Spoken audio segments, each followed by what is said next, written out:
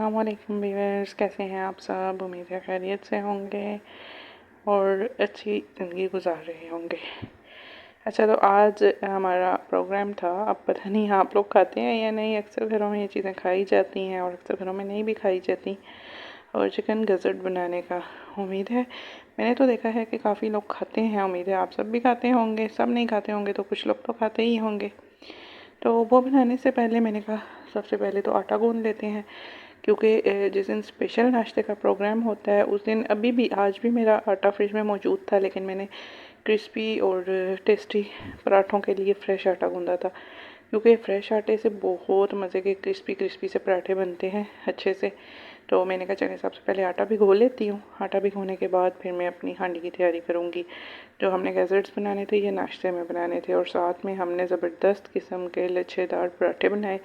बहुत मज़ा आया था और बहुत ही टेस्टी बने थे। अच्छा, इनकी होती है ना, थोड़ा सख्त होते हैं और अक्सर लोग तो कढ़ाई वगैरह में फ्राई करके खा लेते हैं, लेकिन हमारे घरों में और पर्सनली मुझे ख़ुद भी ना थोड़ी गली हुई चीज़ पसंद होती है। थोड़ी अच्छी तरह जो फाइनली कुकड हो और गली हुई हो, ताकि उसको खाने में आसानी हो। अगर तो आप चैनल पर नए हैं तो चैनल को सब्सक्राइब लाजमी कर दिया करें, और अगर पुराने हैं तो हमारी हर आने वाली वीडियो को लाइक और शेयर करना मत भूला करें। आपका देखना भी हमारे लिए बहुत बड़ा हौसला होता है। अच्छा जी, मेरे पास यही थे फ्रोज़न गज़र्स मिलते हैं यहाँ से, तो ये मैंने ले लिए थे तो फ्रिज में फ्रीज़र में ही रखे हुए थे, लेकिन रात को मैंने फ्रीज़र से नीचे करके रख दिए थे, क्योंकि मॉर्निंग में इनका प्लान था। तो सुबह उठने के बाद मैंने देखा, फिर सबसे पहले तो मैंने इनको छोटा छोटा कट किया था, क्योंकि ये जब तक बारीक या छोटे कटिंग ना हुए हो ना तो ये फाइनली कुक नहीं होते और इनका वो कच्चापन सा मुंह में आता है जो बहुत ही अजीब सा लगता है। इसलिए मैंने बिल्कुल छोटे छोटे काट लिए थे। छोटे छोटे से काट के इनको सबको बराबर एक जैसे हिस्सों में करके फिर मैंने इनको अच्छी तरह से दोबारा वॉश किया। पहले तो फ्रीज़ हुए हुए थे और वैसे देखने में तो साफ़ सुथरे वॉश थे, लेकिन फिर भी एक दफ़ा आपको पता है जब चिकन भी जब काट लिया जाए या पीसेस छोटे किए जाएं तो फिर भी एक दफ़ा मेरे ख्याल से धोना ज़रूरी होता है। मीन्स मुझे तो उलझन होती है जब हम चिकन के हिस्से वगैरह कर लें, बेशक पहले धुला हुआ हो लेकिन बाद में एक दफ़ा फिर वॉश कर लिया जाता है। इसी तरह ये भी जब मैंने बिल्कुल इनको छोटे छोटे पीसेस में काट लिया उसके बाद मैंने फिर अच्छी तरह इनको दोबारा से वॉश कर लिया था। वॉश करने के बाद मैंने बास्केट में डाल के इनको, ताकि पानी अच्छी तरह से निकल जाए और फ्राई करने में इजी हो। अच्छा, जब सब्ज़ी में या फिर चिकन वगैरह में पानी रह जाता है ना तो फ्राई करने में बहुत प्रॉब्लम होती है। हांडी में जाकर ना सब्ज़ी है या ऐसे खाने पकाने की कोई भी चीज़ है, वो उसका ऑलरेडी अपना पानी होता है, लेकिन अगर वो फ्रेशली वॉश्ड हो तो वो और ज़्यादा पानी पानी हो जाती है और फिर उसको फ्राई करने में बहुत दिक्कत पेश आती है। अब मैंने उनको बास्केट में रख दिया था ताकि वो अच्छी तरह से पानी भी उनका निकल जाए और साफ़ सुथरे भी हो चुके थे। तकरीबन साफ़ थे पहले भी, लेकिन मैंने फिर से धो लिए। अच्छा, प्याज मैंने ले लिया था। प्याज को हमने बारीक बारीक काटना है, बिल्कुल फाइनली बारीक चॉप करना है, ताकि हमारा अच्छी तरह से प्याज जो है वो हांडी में नज़र भी ना आए और अच्छी तरह पक भी जाए। मुझे लगता है हांडी में सबसे ज़्यादा जो टाइम लेता है ना वो प्याज ही लेता है पकने में। एकदम से तो प्याज ब्राउन भी नहीं होता। अच्छा, फुल आंच पे तो हो जाता है, लेकिन थोड़ी दरमियानी आंच पे ये अंदर तक पकने में थोड़ा सा टाइम लेता है। तो हमने तो हांडी पता है, मैं कहती हूँ कि घर में सब ने मिलकर जब खाना खाने होता है, और अल्लाह पाक का शुक्र है अल्लाह ताला ने हमें इस काबिल बनाया कि हम अच्छा खाना खाते हैं, पहनते हैं, उठते हैं। लेकिन जब कमाने वाले घर आते हैं या हम खुद खाना खाने बैठते हैं तो हांडी एटलीस्ट एक अच्छी और बेहतरीन पकी होनी चाहिए, ताकि सब लोग आसानी से और ख़ुशी से खा सकें, सबको पसंद आए खाना। तो हांडी हमेशा हमारी अम्मी कहती होती थी ना कि दिल से बनानी चाहिए। वो दिल से कहने का मतलब यही कि पूरी तवज्जो ध्यान से और हांडी पूरे फोकस से बनानी चाहिए, और सच में तभी हांडी का टेस्ट भी आता है। जब आप बेध्यानी में, जल्दी में और आपका माइंड कहीं और हो और हाथ आपके हांडी बना रहे हों, तो मुझे लगता है कि ऐसी हांडी में कोई ख़ास टेस्ट भी नहीं आता। कभी आपसे नमक कम हो जाएगा, कभी तेज़ हो जाएगा, कभी मिर्च तेज़ हो जाएगी, कभी प्याज जल जाएगा, कभी ज़्यादा ब्राउन हो जाएगा, कभी कच्चा रह जाएगा। तो इन सब चीज़ों से बचने के लिए ज़रूरी है कि आपका फुल फोकस जो है वो हांडी पर हो। प्याज बारीक बारीक काट के ऑयल में मैंने डाल दिए थे, लेकिन पहले सबसे ऑयल में थोड़े खड़े मसाले डाले थे। अच्छा, ये चीज़ ना मुझे पहले इतनी नहीं मतलब समझ आती थी और इतना मेरा एक्सपीरियंस भी नहीं था शायद।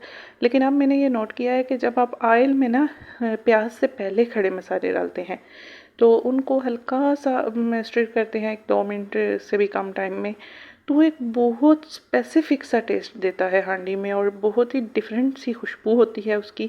अब जितनी देर ना मैं प्याज को ब्राउन करती रही, जब तक प्याज ब्राउन नहीं हुआ, प्याज की अपनी खुशबू उसमें थी ही नहीं। वो खड़े मसालों की इतनी प्यारी सी खुशबू आ रही थी और सच में ये इतनी अच्छी हांडी बनी थी कि इतने शौक़ से हमने खाई, बहुत मज़ा आया।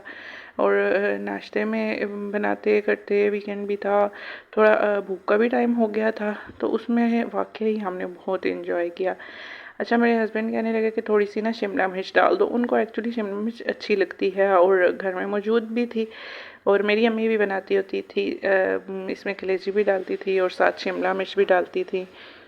उसमें शिमला मिर्च वगैरह भी डालती थी, शिमला मिर्च और कलेजी वगैरह भी डाल के वो बड़ा अच्छा सा सालन बन जाता था। लेकिन मैंने कलेजी भी लाई हुई थी, उन्होंने कहा वो नहीं डालना, जस्ट ये डाल के तो हांडी सी बनाई। मैंने कहा चलो ठीक है, आज सिर्फ ये बना लेते हैं। अच्छा, प्याज हल्का सा ब्राउन होने के करीब, तो थोड़ा सा ब्राउन हो गया था, बस लाइट सा ब्राउन होने शुरू हुआ तो उसमें मैंने डाल दी। आप जो भी हांडी बनाए ना, मेरे ख्याल से जो भी हांडी है उसमें इससे ज़्यादा प्याज को ब्राउन ना करें। प्याज ब्राउन नहीं करना होता, बस ब्राउन के करीब लाना होता है। क्योंकि जब हम अब जैसे मैंने अदरक लहसुन का पेस्ट डाला था और साथ में अपने स्पाइसेस वगैरह ऐड किए, तो इसको ना जब भुनाई में प्याज ऑलरेडी तो ब्राउन के करीब आ चुका था, तो जब हमने भुनाई वगैरह की तो वो अच्छी तरह फाइनली कुक्ड हो गया था। अच्छा, ये सुन ले कि इसमें मैंने मसाले कौन कौन से डाले हैं। सबसे पहले तो मैंने इसमें डाला सॉल्ट, उसके बाद मैंने इसमें जो सादी नॉर्मल लाल मिर्च होती है वो डाली, भुना कुटा ज़ीरा डाला और हल्दी थोड़ी सी डाल दी थी। फिर मैंने थोड़ी देर बाद इसमें खुश्क धनिया पिसा हुआ डाल दिया था। अच्छा, ये सारे मसाले डालने के बाद मैंने बहुत ही अच्छी तरह से इन्हें भुना था, बहुत अच्छी तरह से, क्योंकि ऐसी चीज़ों की आपको पता है जो गोश्त वाले आइटम होते हैं एक स्पेसिफिक स्मेल भी होती है, चाहे वो चिकन के हों या गोश्त के हों, कोई भी पार्ट हो, तो उसकी एक स्मेल होती है। उसको अच्छी तरह से कुक करना और अच्छी तरह से भूनना ज़रूरी है। मैंने अदरक लहसुन के पेस्ट में और प्याज में अच्छी तरह से उसे भून लिया था। फिर मैंने टमाटर ऐड कर दिए थे। टमाटर ऐड करने के बाद भी काफ़ी देर मैंने इसकी भुनाई की थी कि टमाटर बिल्कुल इसमें ना डिज़ोल्व हो गए थे, अच्छी तरह से गल चुके थे और पक गए थे। काफ़ी देर मैंने इनको भुना था, मतलब इस भुनाई के बाद ही हांडी का टेस्ट भी बहुत अच्छा आया था। क्योंकि एक मुझे वैसे भी शक सा होता है कि स्मेल ना आए और खाने में चीज़ अच्छी लगे, हांडी में एक अपना टेस्ट हो, हांडी एटलीस्ट अच्छी बनी हुई हो। तो देखें, आप देख रहे होंगे भूनते भूनते टमाटर बहुत अच्छे थे, बहुत ही जल्दी ये गल गए थे और पक गए थे इसमें हांडी में, बिल्कुल अच्छी तरह से ये पक चुके थे, बिल्कुल नज़र भी नहीं आ रहे थे काफ़ी देर, क्योंकि मैंने इनकी भुनाई की थी। अच्छा, अक्सर तो मैंने लोगों को देखा है वो नाश्ते में कुछ भी एक्स्ट्रा लेना पसंद नहीं करते, मीन्स कि ये सालन वगैरह तो उन्हें बिल्कुल पसंद नहीं होता। हमारे घरों में भी मॉर्निंग में तो आपको पता है जब बहुत जल्दी सुबह उठें तो तब तो खाने का इतना दिल भी नहीं करता और इतना खाया भी नहीं जाता। जो स्पेशल हमारा होता है वो वीकेंड पे ही होता है, स्पेशल ब्रेकफास्ट का इत्माम किया जाता है और खाना सब जब शौक़ से खाते हैं वो यही होता है कि वीकेंड पर ही ऐसा कुछ स्पेशल बन भी सकता है। क्योंकि वैसे तो अर्ली मॉर्निंग में आपको पता है सुबह सब ने ऑफिस जाना, ड्यूटी जाना, स्कूल्स जाना और बच्चों को भेजना, बच्चों के लंच बॉक्स रेडी करने, उस टाइम अफरा तफरी इतनी होती है कि बस सिंपल सा ब्रेकफास्ट तैयार किया जाता है और सबको उनके ठिकाने पर पहुंचाया जाता है, तब जाके कहीं रिलैक्स होता है बंदा। तो वीकेंड पे ये है कि इंसान फ्री होता है और सबसे बड़ी बात कि इकट्ठे बैठकर सब नाश्ता करते हैं, उसमें फिर हम स्पेशल अरेंजमेंट कर सकते हैं इजीली। अच्छा, अच्छी तरह भुनाई के बाद शिमला मिर्च मैंने डाल दी। शिमला मिर्च के बाद भी मैंने इसको अच्छी तरह भुनाई की, तो शिमला मिर्च के साथ भी मैंने कम से कम 5 से 7 मिनट इसकी भुनाई कर ली थी। अब मैंने पानी डाल के तो कुकर लगा दिया था। कुकर इसलिए लगाया था ताकि ये अच्छी तरह से गल जाएं, क्योंकि मैंने आपको बताया ये थोड़े से सख्त होते हैं और वो सख्त हमने नहीं छोड़ने थे, हमने इनको अच्छी तरह से गलाना था। दूसरी तरफ मैंने आपको वीडियो के स्टार्ट में आपने देखा होगा कि आटा मैंने भिगो दिया था। आटा देके भिगोने के बाद इतना अच्छा बनता है, इतना अच्छा बनता है। मैंने भिगोया हुआ था आटा, अब भिगोए हुए आटे को बस फाइनल शेप देने का टाइम था। मैंने अच्छी तरह से भिगो के इसी तरह गूंदने के बाद मैंने बाउल में डाल दिया था। अच्छा, बाउल में डालने के बाद भी ना मैंने थोड़ी देर आटे को छोड़ा था, ये आपको बताती चलूँ, क्योंकि मैं साथ साथ किचन में और छोटे मोटे काफ़ी काम कर रही होती हूँ। और इस दौरान मैंने अपने बच्चों को भी नाश्ता बना के दे दिया था। उन्होंने क्या नाश्ता करना था कि उनके लिए जस्ट चाय बनाई और रस उन्होंने खाने थे। मैंने कहा चले, क्योंकि वो सुबह से उठे हुए थे और ये चीज़ें तो उन्होंने खानी नहीं थी जो हम बना रहे थे, तो छोटे मोटे और काम में कर रही होती हूँ किचन में साथ साथ। तो आटे के फिर मैंने पेड़े बना लिए। पेड़े बना के तो सादी रोटी बेल ली है। आपने मेरा लच्छेदार पराठे की रेसिपी देखी होगी मेरे चैनल पे, अगर नहीं देखी तो लाजमी देखिएगा। उस चैनल पे आप सबका इतना प्यार और उस वीडियो पे सब ने इतना देखा और पसंद किया, उसके लिए आप सबका बहुत बहुत शुक्रिया। तो हमारी हर वीडियो को लाइक सब्सक्राइब करना मत भूला करें और हमारे चैनल को सब्सक्राइब करें ताकि आप हमसे जुड़े रहें, हमारी ये छोटी मोटी काविशें आप तक पहुंचती रहें और ये जो ट्रिक्स हैं कुकिंग की और ये जो स्किल्स हैं ये आप तक भी पहुंचे और बहुत से लोगों तक भी पहुंचे। अच्छा, आपको कोई भी क्वेश्चन हो या कोई भी बात पूछनी हो तो आप लाजमी कमेंट कर दिया करें। इंशाल्लाह आप सबके कमेंट्स का रिप्लाई किया जाएगा, सबको जवाब दिया जाएगा। और ये जो पराठे पकाने की है ना रेसिपी कह लें या जो तरीका है, ये बहुत ही अच्छा है। इससे आपका पराठा इतनी लेयर्स वाला बनता है और इजी है, वेरी इजी। सबसे पहले तो आपने सिंपल पेड़ा लेना है, ठीक है। सिंपल पेड़ा लेके सादी रोटी बेल लेनी है। सादी रोटी बेलने के बाद आपने इसके अंदर ऑयल लगा लेना है। ऑयल है या घी है, जो भी आपके पास अवेलेबल है। अच्छा, सऊदीया में यहाँ ना बहुत ज़्यादा ढूंढने के बाद मुझे घी का एक पैक मिला और वो भी कोई मज़े का नहीं, मीन्स के सेम वही था जैसे हम वो बटर लाते हैं ना, सेम वही था। मार्जरीन होता है, बटर भी नहीं होता, तो सेम वही टेस्ट भी था और खुशबू भी इसकी एज इट इज़ थी जैसे वो होता है बटर हमारा। तो इससे बेहतर है मैंने कहा चले ऑयल के ही पराठे बना लेते हैं। अच्छा, पराठे बनाने के बाद ना काफ़ी देर के लिए मैंने छोड़ दिए थे, क्योंकि मैं आपको बता रही थी इस दौरान मैंने बच्चों के लिए नाश्ता वगैरह बनाया तो फिर उनको खिला दिया था। पराठे मैंने पेड़े छोड़ दिए थे। पेड़े छोड़ने का ये फ़ायदा होता है कि फिर जब आप रोटी या पराठा बनाते हैं तो आप करने के लिए ना मैं दूसरे रूम में 10 मिनट्स सारे तैयार कर सकते। मेरा बेटा 3 या 4 दफ़ा मेरे पास आ चुका है, मम्मा जी ये करें, मम्मा जी वो करें।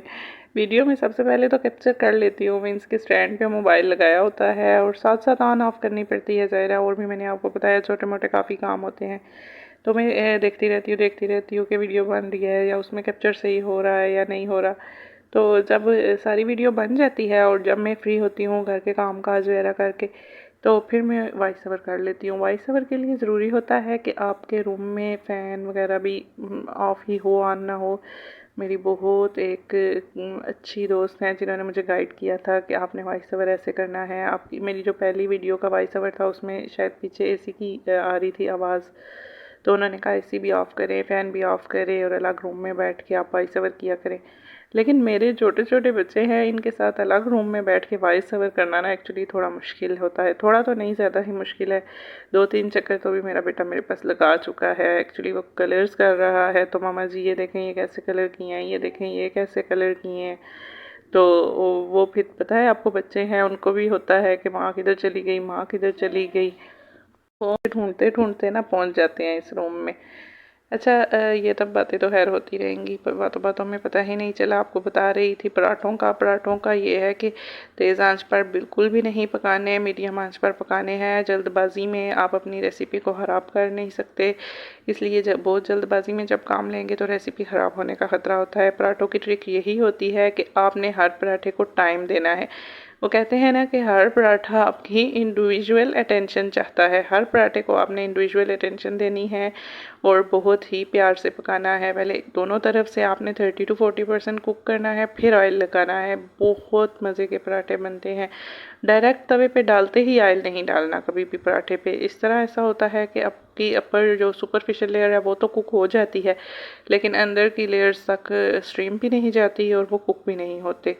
ये एक बहुत ही, कहने को तो छोटी सी बात है लेकिन बहुत सीक्रेट टिप है आपके क्रिस्पी और यमी पराठों के लिए। अच्छा जी, अब हम तकरीबन अपनी वीडियो के फाइनल मराहिल पे हैं और सॉरी कि मुझे पके हुए गैजेट्स की पिक्चर लेना याद नहीं रही थी, उसके लिए आपसे माजरत चाहते हैं। मिलेंगे एक और